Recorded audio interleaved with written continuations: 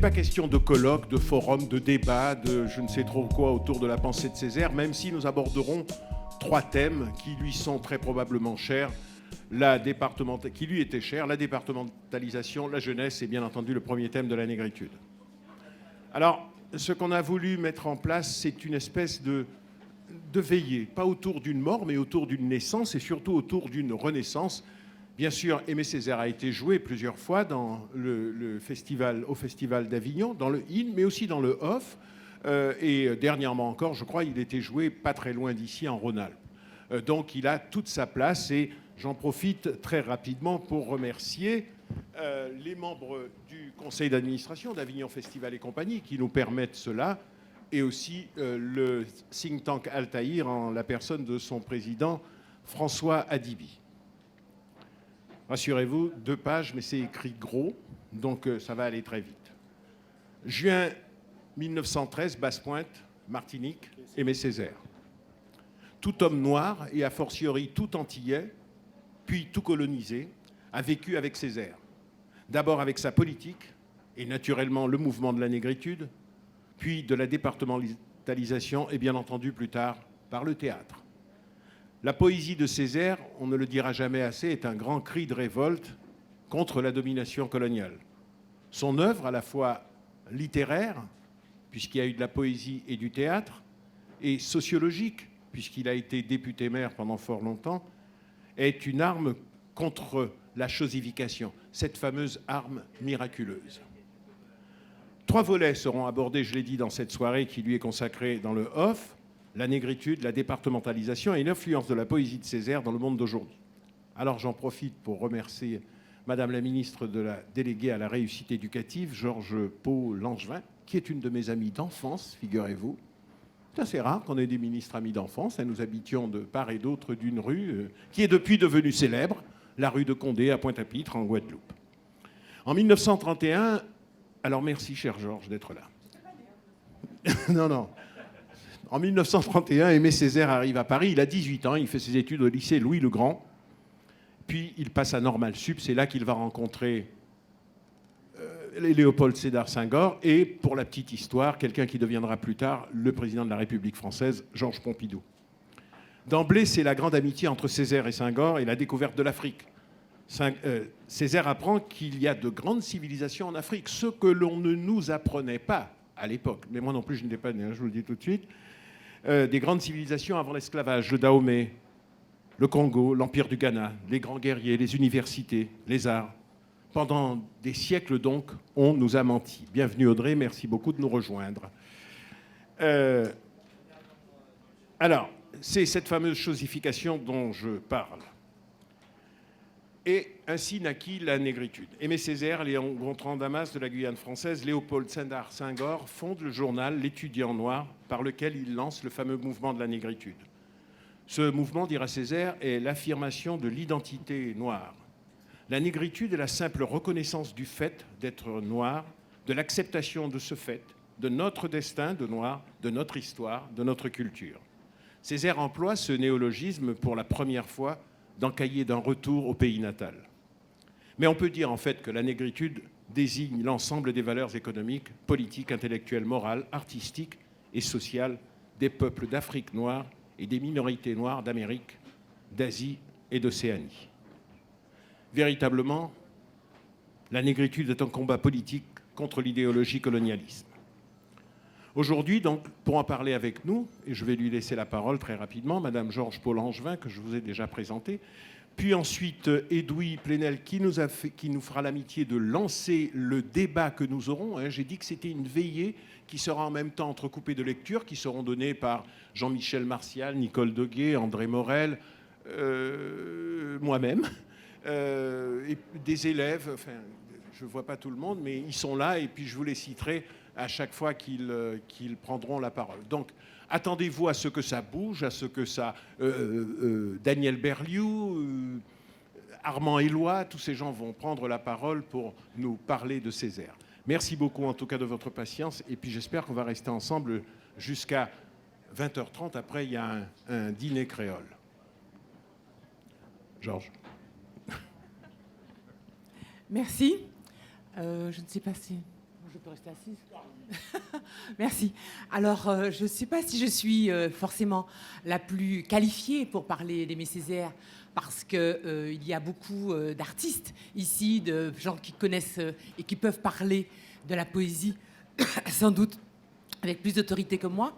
Moi, je voulais surtout dire comment, pour des militants, des personnes engagées dans ma génération, Césaire a été une référence et, me semble-t-il, un modèle que nous avons eu toujours à l'esprit, même si on n'a pas toujours partagé son action de tous les jours. Un modèle, pourquoi ? Parce que, d'une part, dans sa poésie, il est parvenu à définir extrêmement précisément ce qu'on peut ressentir quand on vit en étant voilà, un peu comme nous, avec une apparence physique un peu particulière, enfin en tout cas différente de celle de la majorité, dans une société pour qui ce n'est pas une habitude. Bon. Et surtout, il a analysé il avait un esprit d'une acuité un peu ironique. C'était un homme à la fois d'une gentillesse absolue. Hein, quand tous les gens qui ont pu le rencontrer comprennent pourquoi les Martiniquais aimaient beaucoup Aimé Césaire. Parce que c'était un peu le papa, le tonton, l'homme gentil, simple, avec qui on pouvait discuter, à qui on pouvait parler, qui était en empathie avec son peuple. Par conséquent, c'était très différent d'autres intellectuels que les gens pouvaient admirer beaucoup. Césaire, on sentait bien qu'il y avait une espèce de lien affectif entre lui et les gens de la Martinique. Donc, en cela, déjà, me semble-t-il, c'est un modèle par rapport à d'autres intellectuels qui sont sur des strates tellement élevées que finalement, parfois, ils ont du mal à discuter simplement avec leur peuple. Et par conséquent aussi, à s'inspirer de ce que le peuple a à nous dire. Bon. Donc Aimé Césaire, c'était donc la gentillesse absolue, en même temps un regard très ironique sur beaucoup de relations qu'on peut avoir entre noir et blanc ou entre opprimés, non opprimés, etc. Et il avait un regard qui était quand même assez ironique sur nous-mêmes, sur la manière dont finalement une forme d'intelligentsia antillaise pouvait se comporter à l'égard de ceux qui, pour elle, représentaient le retour vers la partie la moins estimable, la moins civilisée, la plus méprisée, finalement, du peuple. Et je pense souvent à ce texte sur le nègre comme Michele, bon, où il nous explique comment, dans le métro, en fait, tout le monde doit connaître ça, forcément, où dans le métro, il est là, et il y a vraiment le nègre que la misère a vraiment amoché, qui est laid, mal habillé, ridicule, enfin bref. Et il dit, finalement, il est tellement ridicule que les gens dans le métro commençaient à rigoler. Et il dit, j'esquissais un sourire complice. Et c'est vraiment l'analyse de toute la lâcheté qu'on peut avoir quand il s'agit de prendre le parti du faible, du méprisé, par rapport à ce qui, à un moment donné, dans une société, est considéré comme bien vu. Et moi, je pense très souvent à ça, parce que je crois que Césaire nous montre bien qu'il faut toujours faire attention, surtout si on est progressiste, si on se dit de gauche. Il faut faire toujours très attention à ne pas être trop convaincu par le sourire, le côté méprisant d'un certain nombre de gens qui font l'opinion. Parce que très souvent, au fond, ce qui justifie souvent l'engagement, c'est justement le méprisé, le ridicule, celui qui ne se comporte pas comme il faut, etc., etc. Et par conséquent, celui-là, ne jamais l'oublier quand on s'engage, quand on agit. Il me semble que ça, c'est quelque chose que Césaire a fait toute sa vie. Et si, quand il est décédé, à la Martinique, il a été pleuré par le peuple tout entier, c'est que les gens étaient convaincus que même s'il n'avait pas réussi à faire tout ce qu'il aurait pu voulu faire pour le bien des gens, il n'avait jamais dévié de cette idée que ce qu'il faisait, il le faisait pour le bien de ceux qui étaient les plus écrasés et les plus opprimés. Deuxième élément qui, pour moi, dans la pensée et dans l'action de Césaire, est quelque chose qui peut nous aider aussi à décrypter notre société dans toute sa violence actuelle, c'est que, me semble-t-il, lorsqu'il a repris le terme de négritude, c'était pour faire un étendard de ceux qui étaient l'objet du mépris général. Et par conséquent, très souvent, on nous dit oui, la négritude, le communautarisme, etc., etc. Bon, alors qu'en réalité, il l'a d'ailleurs toujours bien dit. Il a toujours bien dit que le fait de prôner ou de se battre pour la Martinique, les Martiniquais, donc pour l'homme noir, ne l'empêchait pas d'être sensible aux souffrances des autres peuples. Donc l'homme cafre, l'Indien de Calcutta, le noir qui ne vote pas, etc. Par conséquent, il a toujours dit qu'effectivement, le fait de s'intéresser à une communauté en particulier n'était pas une manière de se couper de la lutte et de la solidarité avec les autres opprimés. Mais lorsqu'il revendique sa négritude, alors que comme chacun sait, il parlait une langue somptueuse, bon, lorsqu'il revendique sa négritude, c'est quand même pour mettre en avant et pour brandir ce qui était l'objet du mépris. Et je me dis que souvent, les gens devraient réfléchir à ça quand on parle même d'autres sujets. Parce que quand on voit aujourd'hui un certain nombre de gens, on ne comprend pas, on se dit, mais comment des gamins qui ont grandi dans notre pays, qui ont accès à la communauté, enfin à la vie des Lumières et tout ça, comment ils peuvent se réfugier et parfois brandir des idéologies obscurantistes, des traits de religion totalement périmés. Ça semble incompréhensible et ça semble aller contre le combat que nous menons tous pour l'émancipation et la libération de tout le monde, y compris nos jeunes qui sont arrivés de partout. Mais je crois qu'il faut bien se dire que parfois, quand on brandit d'une manière ostensible et agressive même, des traits qui peuvent sembler des traits d'une religion arriérée, c'est aussi une manière de brandir ce qui est l'objet du mépris. Et il me semble qu'on devrait parfois faire l'analyse, voir Césaire, faire réfléchir à des problèmes d'aujourd'hui, notamment les histoires de laïcité, de communautarisme, avec ça. Et dernier point que je voulais aussi souligner, n'oublie pas. C'est aussi de dire que finalement, les politiques, ils doivent montrer l'idéal. Et par conséquent, c'est la vieille idée de Jaurès. Bon. Mais en même temps, donc, nous avons à défendre des valeurs et à faire avancer le peuple dans un sens qui nous semble le bon, mais garder les pieds dans le réel. Donc, ne pas caracoler à 20 lieues loin des préoccupations des gens. Et il me semble que là encore, c'est une actualité de la pensée de Césaire qui me semble devrait inspirer beaucoup l'action de beaucoup de politiques aujourd'hui. Voilà. Bravo. Merci. Alors, je vous ai dit, comme les budgets, les calendriers du OFF sont contraints. Donc, Aimé Césaire, qui est l'objet de notre soirée aujourd'hui, et je remercie beaucoup Georges, et j'espère que tu vas rester longtemps.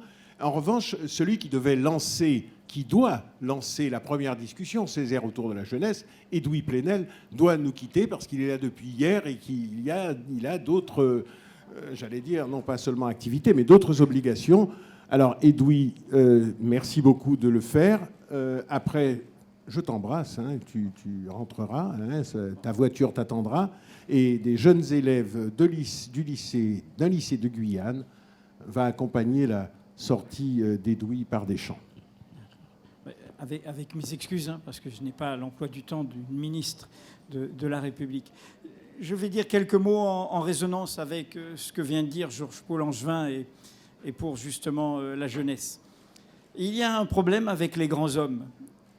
Quand ils vivent vieux, et Césaire est mort dans sa 95e année, quand ils vivent vieux et qu'ils sont presque canonisés, son peuple l'a pleuré en Martinique, aux grands hommes, la patrie reconnaissante, il y a une plaque au Panthéon.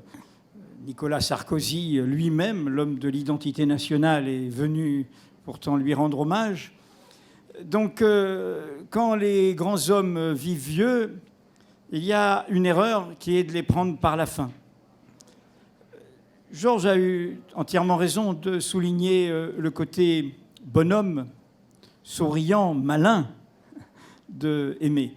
Mais derrière ce côté bonhomme, si on se contente de la fin, on prendra Papa Césaire comme un bonhomme et on oubliera ce qui a fait Césaire. Donc ces grands hommes-là, quand ils sont restés fidèles à la trace du début, eh bien c'est par le début qu'il faut les prendre. Et c'est ce début-là qui, pour les jeunes, pour moi et ceux qui feront l'avenir de nos pays, c'est ce début-là qu'ils doivent prendre. C'est ce début-là qu'ils doivent écouter. Et ce début-là, je vais insister sur 2 coups de gong. sur le cahier d'un retour au pays natal. Il avait 26 ans, c'était en 1939. Et sur le discours sur le colonialisme, il avait 37 ans, c'était en 1950. Ces 2 coups de gong étaient un cri de colère contre l'indifférence, contre nos indifférences. Et c'est un cri toujours actuel. Dans le cas du cahier, cela a été dit, en 1939, c'est au moment où l'Europe va sombrer. Au bout du petit matin, c'est la phrase presque en refrain, et cric et crac, qui est là dans le début de ce poème, où au fond, Césaire dit à l'Europe son ombre et ce qu'il y a derrière son ombre. Et il lui lance un cri, lui qui va être l'homme de la négritude, de l'identité revendiquée, de la fierté revendiquée, de la liberté revendiquée, va être en même temps celui qui, à ce moment-là, dit « Je serai tous les hommes ». Je serai, en effet, vous l'avez dit, l'homme juif, l'homme cafre, l'homme nègre de Calcutta, l'homme... Voilà. Et de cet immense poème, de cet immense cri qui vaut une saison en enfer, évidemment, de Rimbaud, et qui a une portée qui va bien au-delà, qui résonne dans le monde, suit cet autre texte, Discours sur le colonialisme. De la poésie, on passe à un texte de prose, mais qui est écrit avec la même langue. Une civilisation qui s'avère incapable de résoudre les problèmes que suscite son fonctionnement est une civilisation décadente. Une civilisation qui choisit de fermer les yeux à ses problèmes les plus cruciaux. Et vous y avez fait allusion en parlant de la jeunesse qui vient de toute notre histoire coloniale, de notre jeunesse. Nous sommes au moment du Ramadan, de la jeunesse de foi, de croyance, de culture musulmane. Et Dieu sait si elle sent combien on l'ignore. Une civilisation qui choisit de fermer les yeux à ses problèmes les plus cruciaux est une civilisation atteinte. Une civilisation qui ruse avec ses principes est une civilisation moribonde. Il y a dans ce texte un passage qui est la réponse à tous ceux qui nous moquent quand nous disons qu'il faut regarder nos crimes, nos erreurs, nos fautes en face. Il y a ce moment où Césaire explique comment, quand on prétend être supérieur à d'autres peuples, à d'autres cultures, à d'autres civilisations, quand on prétend que l'autre est le barbare, que l'autre est le terroriste barbare, que l'autre est le danger barbare, eh bien c'est ce moment-là où commence le déclin de la civilisation. C'est le moment où, dans notre discours, c'est nous qui commençons à nous ensauvager. Il faudrait d'abord étudier comment la colonisation travaille à déciviliser le colonisateur, à l'abrutir au sens propre du mot, à le dégrader, à le réveiller aux instincts enfouis, à la convoitise, à la violence, à la haine raciale, au relativisme moral. Pas grave, hein, des dommages collatéraux, des bombes qui font des morts civiles, des drones qui font des dégâts, mais c'est un barbare là-bas. Il faut entendre la résonance avec nos indifférences d'aujourd'hui. Au bout de cet orgueil racial encouragé, de cette jactance étalée, il y a le poison instillé dans les veines de l'Europe et le progrès lent mais sûr de l'ensauvagement du continent.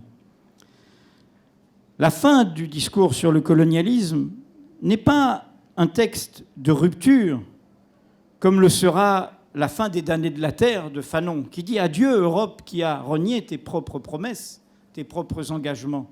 C'est un appel à ce que l'Europe se ressaisisse. Et peut-être faut-il l'entendre dans notre contexte aujourd'hui. Se ressaisisse en s'ouvrant au monde, en sortant de l'indifférence. Car si elle ne le fait pas, si elle ne prend pas d'elle-même en Afrique, en Océanie, à Madagascar, il disait ça dans le contexte de la colonisation, l'Afrique du Sud, l'apartheid existait, mais entendons la résonance avec les tentations de clôture, de fermeture, de repli, de haine vis-à-vis de l'autre avec un grand A aujourd'hui ici, vis-à-vis du monde, vis-à-vis des autres, vis-à-vis des univers, des immigrés, des étrangers, des musulmans. Parce qu'il faut nommer aussi l'autre d'aujourd'hui, et l'autre le plus victime parfois d'aujourd'hui. Eh bien, si cette indifférence poursuit, si l'Europe ne se ressaisissait pas, disait-il, l'Europe se sera enlevée à elle-même son ultime chance et de ses propres mains aura tiré sur elle-même le drap des mortelles ténèbres. Voilà ce que pour moi il faut retenir d'Aimé Césaire. Sous son air bonhomme, sous l'air de papa Césaire, du sourire, du gentil, de l'humour, de la compréhension, de l'ironie. Cet appel violent, fort, cette colère contre l'indifférence. Greg l'a dit, Césaire a été homme de théâtre. Il a fait notamment, et ça a été joué ici dans la cour d'honneur, la tragédie du roi Christophe par rapport à la grande tragédie du Chaudron des Caraïbes, tragédie de liberté, la tragédie haïtienne. Un autre grand de la Martinique, puisque j'ai déjà mentionné Fanon, Édouard Glissant, à la même époque, 61 pour l'un, 62 pour l'autre, a fait également une grande pièce, Monsieur Toussaint, également sur Toussaint l'ouverture, sur la tragédie haïtienne. Césaire aussi a écrit une biographie de Toussaint l'ouverture, sur cette grande histoire de liberté. Nous avons la nôtre, que nous pensons toujours supérieure, nous avons tort, il y en a d'autres. La liberté, l'invention des idéaux démocratiques n'appartient à aucun peuple, à aucune civilisation. Et les Jacobins noirs nous l'ont montré, de Haïti à la Guadeloupe, de Saint-Domingue à l'époque à la Guadeloupe. Car la Guadeloupe fut le lieu de nos Jacobins noirs, ne jamais l'oublier. Eh bien, dans ce livre, je voudrais faire cadeau de cette citation aux militants, à ceux qui s'engagent, à ceux qui prennent des responsabilités, et nous ne pouvons que les encourager. Il y a une phrase que balance Césaire comme cela, et je ne la connaissais pas, j'ai été la retrouver, c'est dans des textes posthumes de Victor Hugo. Et cette phrase que cite Césaire est la suivante. « Un abîme est là tout près de nous. Nous, poètes, nous rêvons au bord. » Ne pas se méprendre. Rêver n'est pas être dans la lune, c'est imaginer des futurs, des horizons. Nous, poètes, nous rêvons au bord. Vous, hommes d'État, vous y dormez. Alors, quelle est l'alerte? C'est qu'en clair, les hommes d'État, ceux qui ont en charge notre destin, ceux qui sont nos représentants, ils ne doivent jamais oublier qu'il faut qu'il y ait cette autre vitalité autour du volcan, qui vient d'en bas, qui vient du peuple, qui vient des créateurs, qui vient de sa diversité, les poètes qui rêvent au bord. Et attention aux hommes d'État qui s'endorment. Merci. Merci Edoui. Oui, tu as raison. Merci beaucoup Edoui. Alors beaucoup de gens nous ont rejoints. Audrey Pulvar, que j'ai déjà salué tout à l'heure, mais je le refais. Vous la connaissez bien sûr, puisque la plupart du monde, vous êtes restés du chaud débat qu'il y a eu tout à l'heure sur les médias, le droit de savoir, le pouvoir d'informer, Rost, que vous connaissez aussi, qui représente les banlieues bleues, c'est même un mouvement qu'il a fondé. Pardon ? Banlieues actives.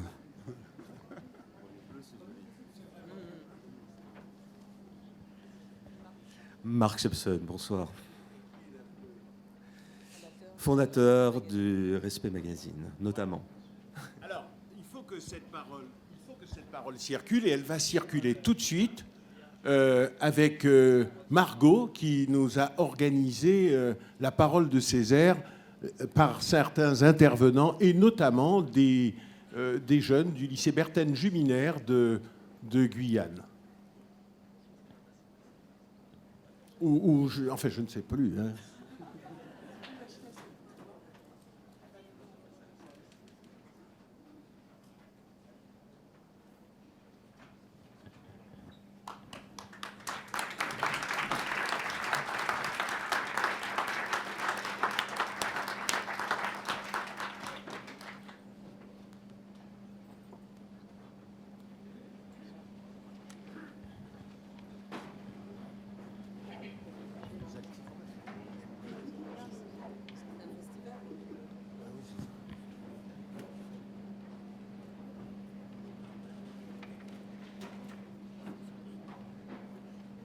Et ce pays cria pendant des siècles que nous sommes des bêtes brutes, Que les pulsations de l'humanité s'arrêtent aux portes de la négrière.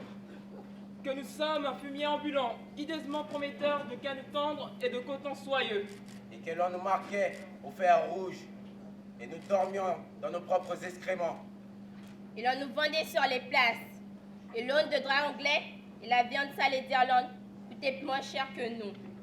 Et ce pays était calme, tranquille, disant que l'Esprit de Dieu était dans ses actes.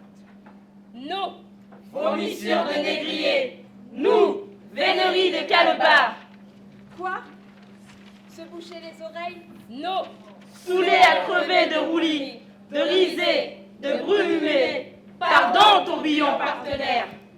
J'entends de la cale monter les malédictions enchaînées, les hoquettements des mourants, le bruit d'un qu'on jette à la mer, les abois d'une femme en gésine, des ricanements de fouet, des farfouilles de vermine parmi des lassitudes.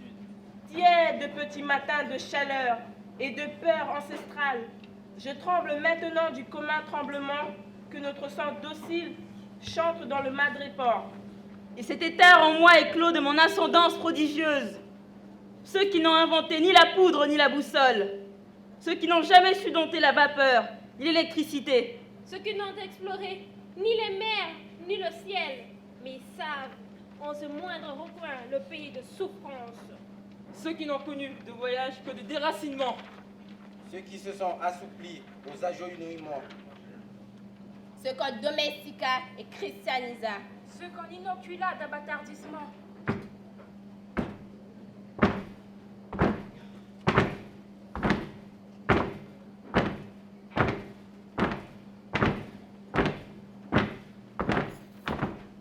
Tam-tam de main vide. Tam-tam zinane de plaies sonores. Tam-tam burlesque de trahison avide. Tiède petit matin de chaleur et de peurs ancestrales. Par-dessus bord, mes richesses pérégrines. Par-dessus bord, mes faussetés authentiques. Ceux qui n'ont inventé ni la poudre ni la boussole. Ceux qui n'ont jamais su dompter la vapeur ni l'électricité. Ceux qui n'ont exploré ni les mers ni le ciel. Mais ceux sans qui la terre ne serait pas la terre. Ma négritude n'est pas une pierre. Sa surdité ruée contre la clameur du jour. Ma négritude n'est pas une tête d'eau morte sur l'œil mort de la terre. Ma négritude n'est ni une tour ni une cathédrale. Elle plonge dans la chair rouge du sol. Elle plonge dans la chair ardente du ciel. Elle troue l'accablement opaque de sa droite patience. Et à pour le caïcédre royal. Et il y a pour ceux qui n'ont jamais rien inventé. Pour ceux qui n'ont jamais rien exploré. Pour ceux qui n'ont jamais rien dompté. Mais qui tourne ma voix? Qui écorche ma voix? Me fourrant dans la gorge 1000 crocs de bambou. 1000 pieux d'oursin. C'est toi, sale bout de menthe? Sale bout de petit matin? C'est toi, sale haine. C'est toi à quoi de l'insulte et 100 ans de coups de fouet.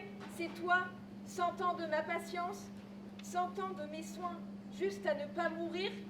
Oh! Qui puis-je?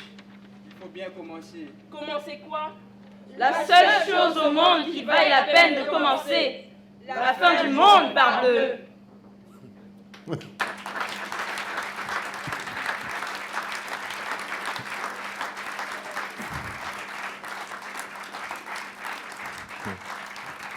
Merci beaucoup.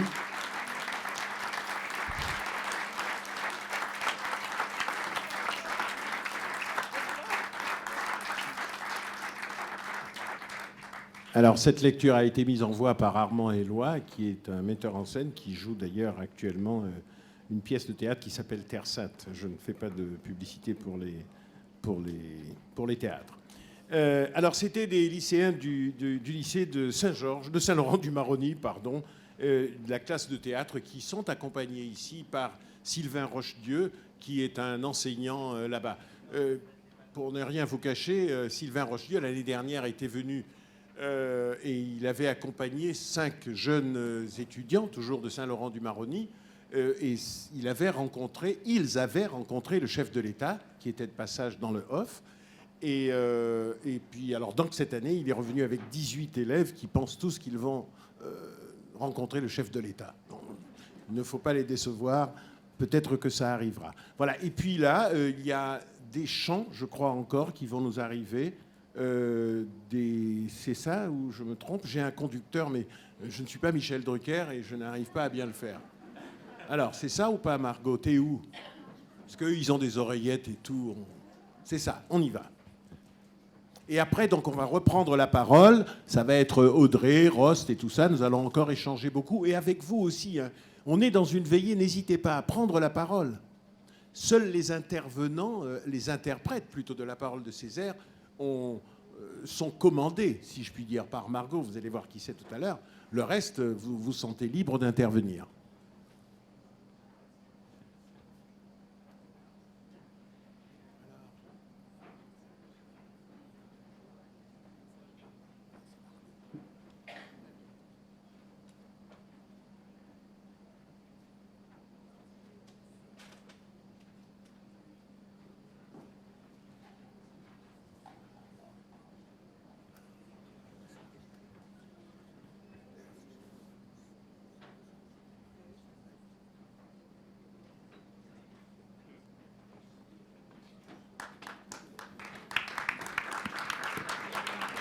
Margot m'a demandé de présenter les comédiens de l'Os.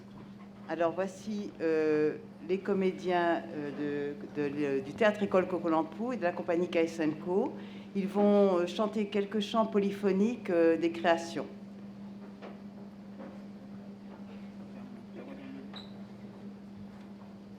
Ce sont tous des Saramacas du fleuve Maroni. Enfin, des Français, mais des Saramacas.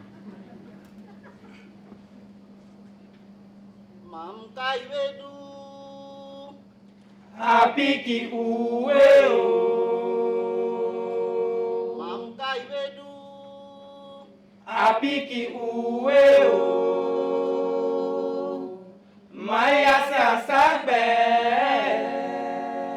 Mamka iwedu Apiki uwe o Mamka iwedu Apiki uwe o Maya sasagbe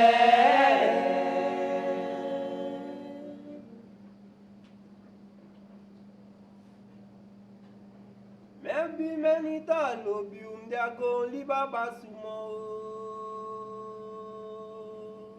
Soale pai Membi menita no bium diago libaba sumo Wem fenima no bio de kepu enchago Meni sebeda gaya ye gaya ma Meni sebeda gaya ye gaya ma Meni sebeda gaya yo jote ma Meni sebeda gaya ye gaya ma Meni sebeda gaya yo gaya ma Meni sebeda gaya ye gaya ma Meni sebeda gaya ye jote ma Meni sebeda gaya ye gaya mae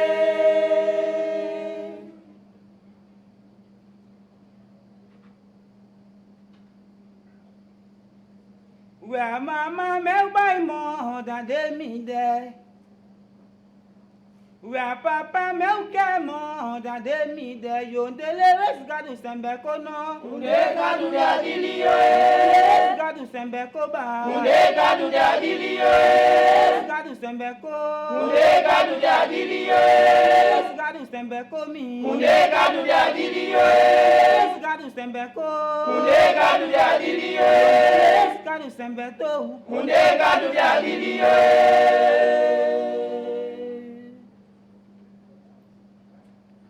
Papa tami wifi yo di dam vite no me ke vite mo e Mi kwa bitu Be swa o mo ibende na dem de We no be swa o mo ibende na dem de Be swa o mo ibende na dem de Be swa o mo ibende na dem de Be swa o mo ibende na dem de Papa tami wifi yo di dam vite no me ke vite mo e Mi kwa bitu Biswawa o moi bende na nemne.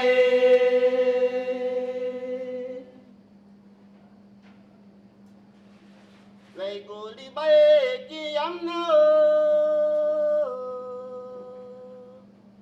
Waganga die ki amna o. Medi wagi mo sembe fi bubu no ame. Lei goli bae ki amna o. Ragangade ki amna o, medi wo ki mo se me fi bubu na me. Egoli bae ki amna o. Ragangade ki amna o, medi wo ki mo se me fi bubu na me. Egoli bae ki amna o. Ragangade ki amna o, medri wo ki mo sembe fi bubu na me. Medri wo ki mo sembe fi bubu na me. Medri wo ki mo sembe fi bubu na me. Medri wo ki mo sembe fi bubu na me. Medri wo ki mo sembe fi bubu na me.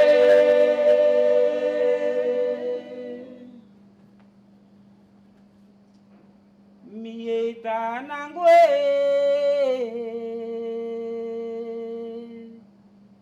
Mi eta di lo binango feo.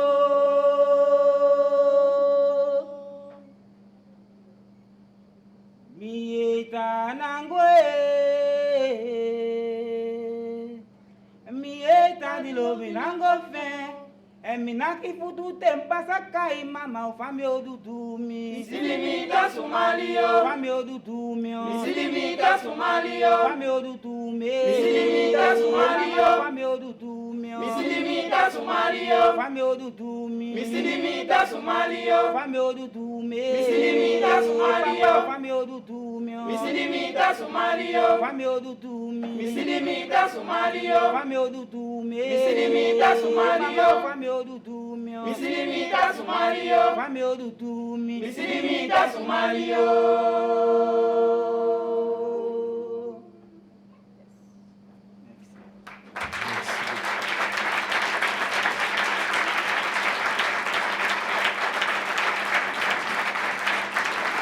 Merci.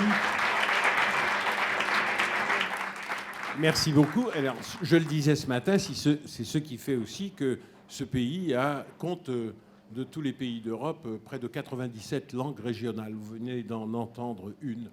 Elles ne sont pas toutes de l'Hexagone, hein, les 97 en question. Vous l'avez compris. Voilà. Alors donc, Césaire et la jeunesse, Madame la Ministre, cher Georges, tu avais commencé. Est-ce que tu souhaites continuer à nous dire quelque chose à ce propos ? Et alors, dans ce cas-là, je fais circuler la parole. Audrey, sur Césaire et la jeunesse, est-ce qu'il y aurait quelque chose de particulier à dire ? Comment, je veux dire, la jeune Martiniquaise que tu étais, qui a donc découvert Césaire, comme moi, comment l'as-tu appréhendé ? Alors moi, j'ai été évidemment... je vais sur mes 42 ans, donc Césaire, je suis tombée dedans quand j'étais toute petite. Je suis née, Aimé Césaire était déjà maire de Fort-de-France. Il y avait déjà eu tous les grands combats pour la négritude, pour la départementalisation, pour l'autonomie, sous certaines réserves qu'il émettait lui-même et qui lui ont valu les critiques ensuite d'hommes politiques ou d'artistes plus engagés dans ce combat-là.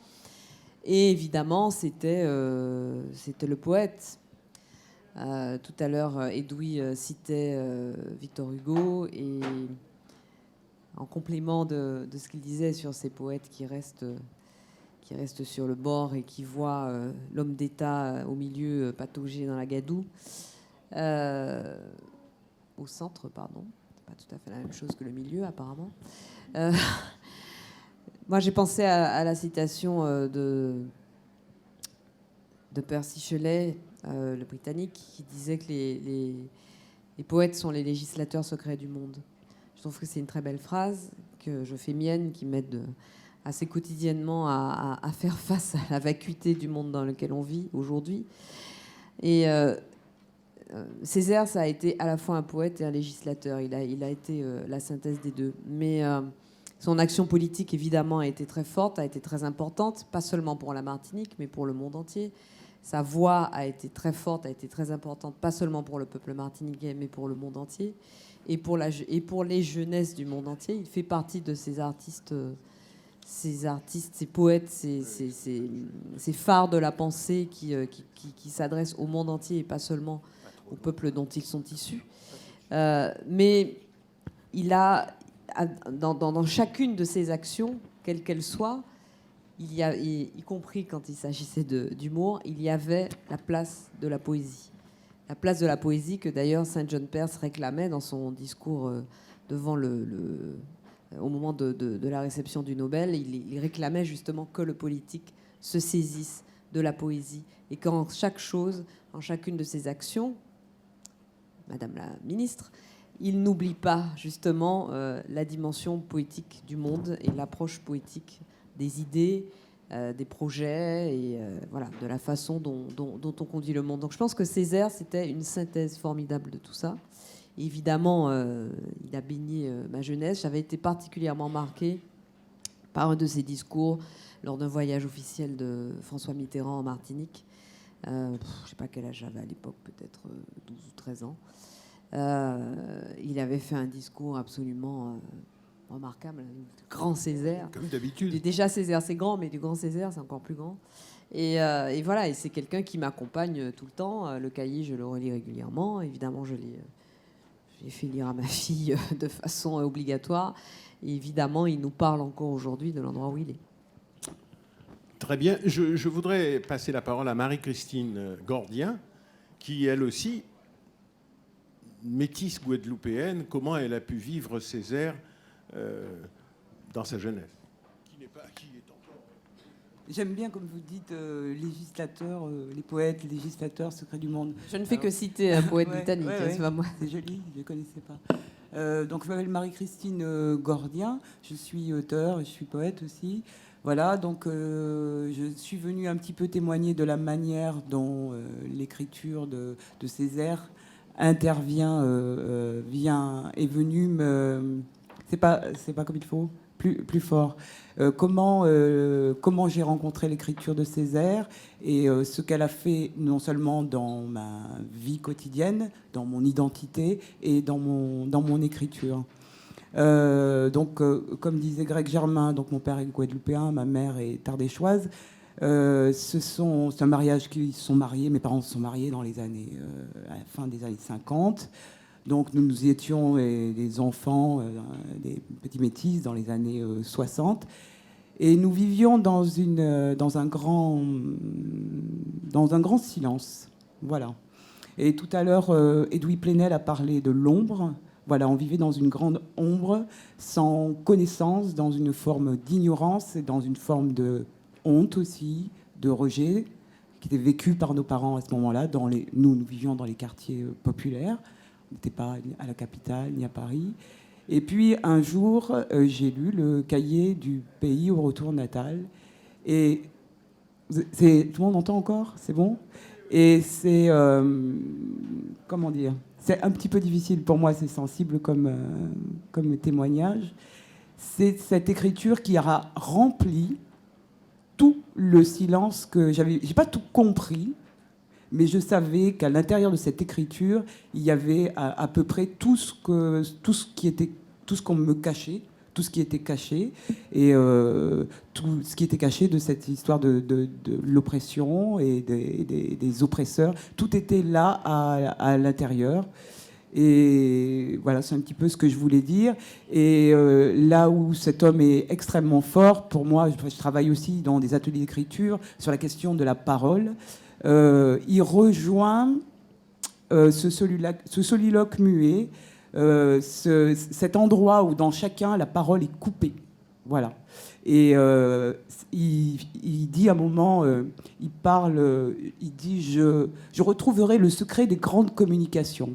Et ben je crois que c'est ce qu'il a fait, en tout cas avec des vieux enfants, des anciens enfants comme nous. Il a retrouvé le secret des grandes communications. Voilà, il nous a remis en lien, il a refait du maillage, il a refait du lien, et on a pu aller donc vers la négritude, vers ce qui est aussi notre histoire, même si nous, on est restés, nous étions là, quoi. Voilà. Marie-Christine, merci. Et à côté de vous, André Morel, qui est Oui, bonjour. Je vais me Lyonnais, dresser, hein, sinon on ne me verra pas. qui a joué Cahiers d'un retour au pays natal. Et je bouscule un petit peu l'ordre des choses, désolé Margot, mais puisque André a le micro, je voudrais revenir sur la jeunesse. Vous allez oublier ce que vous voyez. Vous imaginez que j'ai 18 ans, donc j'ai encore un peu frais. Et je n'avais aucune raison de rencontrer Césaire. Parce que chez moi, il n'y avait pas beaucoup de livres. C'était un milieu très, très, très modeste. Parce que je vivais en province où le niveau culturel, c'était ce qu'on vous apprenait au lycée. Et c'était déjà beaucoup d'y être allé au lycée. Et puis, je me suis retrouvé pion, surveillant, dans un lycée pour gagner ma vie, pour faire des études. Et il est arrivé, miracle, un pion martiniquais qui s'appelait Georges Guiteau. J'espère qu'il s'appelle toujours Georges Guiteau, d'ailleurs pour lui. Et ce brave garçon me dit, il faut que tu lises ça. Il me donne le cahier, je le lis d'un coup, enfin, comme j'ai pu, mais je le lis d'un coup. Je n'ai pas tout compris non plus, mais ceux qui disent qu'ils ont tout compris du premier tour, c'est qu'ils ne l'ont pas lu. Donc, je l'ai lu d'un coup, et j'ai été sidéré, je crois qu'il n'y a pas d'autre mot, j'ai été fasciné, je suis devenu un peu noir, parce qu'il y avait une révolte, il y avait un langage, il y avait un engagement, il y avait une beauté du texte, une magnificence de l'écriture qui ont fait que ça a été une révélation et que je ne l'ai plus jamais quitté. Alors, je ne vous dis pas que je le relise tous les jours, c'est pas vrai. Je ne l'ai même pas relu pour venir, mais c'est un texte phare, hein, comme disait Baudelaire, c'est un texte phare. Il y en a 2 ou 3 comme ça, comme on a tous 2 ou 3 auteurs dans sa vie. Voilà, c'était, puisqu'on parlait de la jeunesse, c'est ce que je voulais dire tout de suite. Voilà, tu veux bousculer, tu veux que Oui. Alors on va bousculer, bon, je vais vous aller. lire mon texte. Donc j'ai monté, pendant que je cherche mes feuilles, je meuble, hein, bien entendu. Non, mais je peux le faire à ta place en disant, pendant qu'il cherche ses feuilles, que c'est comme ça que la parole circule dans les veillées. C'est très important que vous participiez à ce jeu-là. Je sais que d'habitude, il y a des estrades, des scènes, les gens lisent, vous écoutez. Non, ça n'est pas ça vraiment, Césaire. C'est la participation de tous dans tout. Vas-y, André. Alors, les élèves tout à l'heure ont dit le tout début du cahier.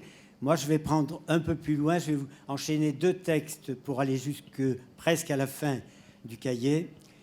Et venant, je me dirais à moi-même, et surtout mon corps, aussi bien que mon âme, gardez-vous de vous croiser les bras en l'attitude stérile du spectateur, car la vie n'est pas un spectacle, car une mer de douleur n'est pas un prosénium, car un homme qui crie n'est pas un ours qui danse. Et voici que je suis venu. Au bout du petit matin, flaques perdues, parfums errants, ouragans échoués, coques dématées, vieilles plaies, os pourris, buées, volcans enchaînés, morts, mal racinés, criers amers. J'accepte. J'accepte. J'accepte entièrement, sans réserve, ma race qu'aucune ablution d'hypsope et de lys mêlée ne pourrait purifier. Ma race rongée de macules, ma race raisin mûr, pour pieds ivres, ma reine des crachats et des lèpres, ma reine des fouets et des scrofules, ma reine des squasmes et des cloasmes. J'accepte, j'accepte. Et le nègre fustigé qui dit « Pardon, mon maître », et les 29 coups de fouet légal, et le cachot de 4 pieds de haut, et le carcan à branches, et le jarret coupé à mon audace marronne, et la fleur de lys qui flue du fer rouge sur le gras de mon épaule. J'accepte. Et le nègre, chaque jour plus bas, plus lâche, plus stérile, moins profond, plus répandu au dehors, plus séparé de soi-même, plus rusé avec soi-même, moins immédiat avec soi-même. J'accepte. J'accepte tout cela. Et voici soudain que force et vie m'assaillent comme un taureau, et l'onde de vie circonvient la papille du morne. Je dis « Hourra !» Je dis « Hourra !» La vieille négritude progressivement se cadavérise. L'horizon se défait, recule et s'élargit. Et voici, parmi des déchirements de nuages, la fulgurance d'un cygne. Le négrier craque de toutes parts. Son ventre se convulse et résonne. L'affreux ténia de sa cargaison ronge les boyaux fétides de l'étrange nourrisson des mers. Et ni l'allégresse des voiles gonflées comme une poche de doublons rebondis, ni les tours joués à la sottise dangereuse des frégates policières ne l'empêchent d'entendre la menace de ses grondements intestins. En vain, pour s'en distraire, le capitaine pend à sa grand-vergue le nègre le plus braillard, ou le jette à la mer, ou le livre à l'appétit de ses molosses.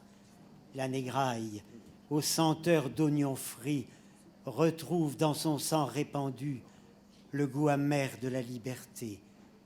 Et elle est debout, la négraille assise, inattendument debout. Debout dans la cale, debout dans les cabines, debout sur le pont, debout dans le vent, debout sous le soleil, debout dans le sang, debout et libre, debout, et non point pauvre folle dans sa liberté et son dénuement maritime, girant à la dérive parfaite, et la voici plus inattendument debout, debout dans les cordages, debout à la barre, debout à la boussole, debout à la carte, debout sous les étoiles, debout et libre. Bravo André, merci beaucoup. Non, rends-le-moi.